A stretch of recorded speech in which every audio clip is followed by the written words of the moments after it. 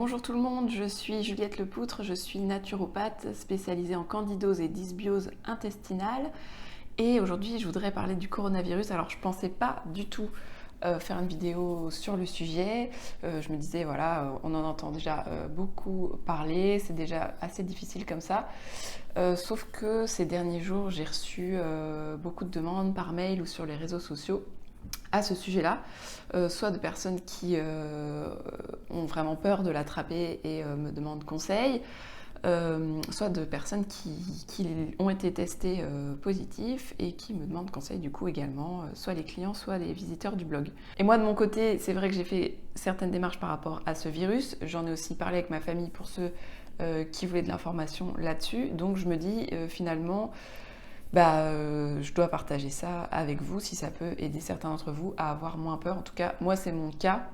Les démarches que j'ai faites me permettent vraiment d'affronter ça sereinement. Alors, qu'est-ce que j'ai fait pour ça et qu'est-ce qui, selon moi, pourrait être efficace sur le virus parce que finalement, on a des antiviraux assez efficaces en naturopathie. Alors, bien sûr, ça ne regarde que moi. Vous devez suivre les recommandations officielle, hein, c'est très important et moi je le fais moi-même. Mais par ailleurs, c'est normal d'avoir envie de se protéger avec des produits naturels. Alors, moi j'utilise l'huile essentielle de Ravinsara, je vous mettrai peut-être des marques ici, ça c'est ce que je trouve au Québec. Le Ravinsara c'est pour moi l'antiviral le plus puissant avec l'eucalyptus radiata. Alors moi ce que je fais c'est que j'en mets dans ma maison, par exemple le matin quand j'aère la chambre, je vais mettre quelques gouttes sur les draps et puis aussi sur mes poignets. Éventuellement dans un petit peu d'huile végétale si vous avez la peau fragile. On peut en mettre aussi un petit peu ici sur le plexus solaire. On peut en mettre un petit peu sur les vêtements. Moi, quand mon conjoint est malade, quand quelqu'un est malade dans mon entourage, je fais ça et je ne tombe pas malade. Alors mon autre arme un peu secrète, c'est le produit respiratoire de chez Aromacelt. C'est une excellente marque. Donc ce sont des huiles essentielles à prendre en gélule. Ici, c'est un produit vraiment axé sur l'ORL. Il n'y a pas de Ravinsara, il y a par contre de l'eucalyptus radiata, donc c'est antiviral. Il y a aussi du basilic sacré, du thym, qui vont plus peut-être aider à expectorer, à gérer vraiment la sphère respiratoire si elle est déjà atteinte. Cela étant, moi, je le prends effectivement si j'ai des signes de début d'infection ORL, un tout petit peu le nez bouché, un tout petit peu mal à la gorge. Les fois où j'ai eu ça, je l'ai pris, ça a marché très très bien. Donc si vraiment il y a un microbe très présent dans les parages, ça m'aide énormément. Et ensuite, alors le plus efficace je trouve et que j'utilise aussi beaucoup en traitement candidose, c'est l'argent colloïdal. Ici c'est la marque Biocolloïdal.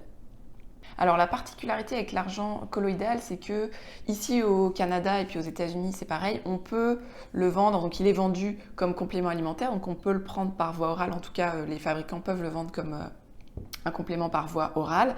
Par contre en France, donc ce type de produit et aussi la marque Catalion, eh bien vous verrez que il est indiqué uniquement pour la peau en fait, donc pour désinfecter, ce qui marche d'ailleurs très très bien.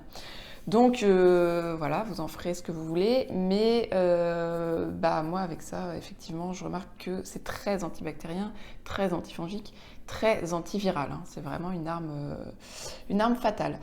Par contre, si vous avez effectivement du coup pas envie de prendre ça, vous avez le cuivre or argent, hein, qui est moins efficace, mais qui contient du cuivre, de l'argent colloïdal et de l'or. Donc tout ça pour vous dire que l'argent colloïdal, il est bien présent dans un produit cuivre argent qui est vendu en pharmacie. Donc voilà, ça lève un petit peu les doutes d'après moi. Voilà, avec ça, moi j'aborde en confiance. Évidemment, ça dépend de l'âge qu'on a aussi, hein, ça c'est sûr. Attention, c'est que justement, si vous prenez ce type de produit, moi ce qui se passe, c'est que je suis toujours passée au travers des infections diverses. Par contre, comme je disais à mes collègues, si par exemple mon conjoint était malade et moi non, pour moi je considère que je suis très probablement porteur sain, hein. Ça ne fait pas une barrière, c'est plutôt que vous avez effectivement le virus, mais votre système immunitaire sans doute se défend bien. Donc vous êtes porteur sain. Moi c'est mon interprétation, hein. Tout ça c'est vraiment personnel et voilà. Mais donc du coup ne vous dites pas voilà j'ai pas de symptômes ou très peu, j'ai pas du tout eu le coronavirus. On n'en sait rien du tout, vous n'en saurez probablement rien du tout. Donc Si vous sentez un peu fatigué, un petit peu mal à la gorge et que vous avez cet arsenal et que ça vous aide, n'allez pas pour autant voir vos proches qui sont fragiles. Hein. Moi, je vous mets en vigilance par rapport à ça. Voilà, Ravine Sarah, si vous travaillez encore au bureau avec des gens, etc. Moi, j'en mettais dans le bureau. C'était par exemple de la moquette, donc j'en mettais un petit peu dans la moquette. Voilà, j'espère vraiment que ça vous a aidé. Si vous avez très peur de ce virus, je vais vous mettre en dessous de la vidéo une vidéo de Clotilde Dussoulier que j'adore, qui a un podcast qui s'appelle Change ma vie et qui a fait une vidéo sur comment on peut gérer un peu plus sereinement cette crise. Et pour ceux qui ont la candidose, eh bien, j'ai envie de dire, ne paniquez pas. Je ne remarque pas tellement finalement de lien entre candidose et je veux dire, la probabilité d'attraper les virus.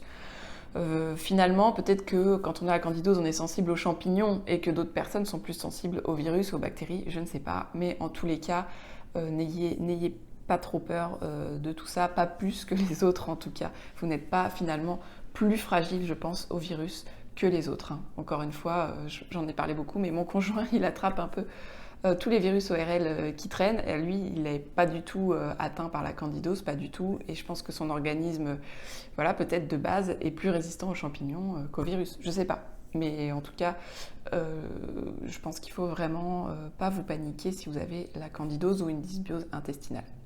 J'espère que ça vous a aidé. N'hésitez pas à me laisser des commentaires si vous avez des questions.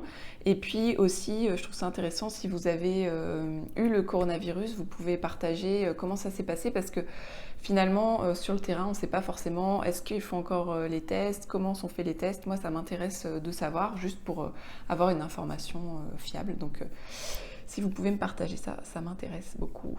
Bon courage à vous tous et à très bientôt.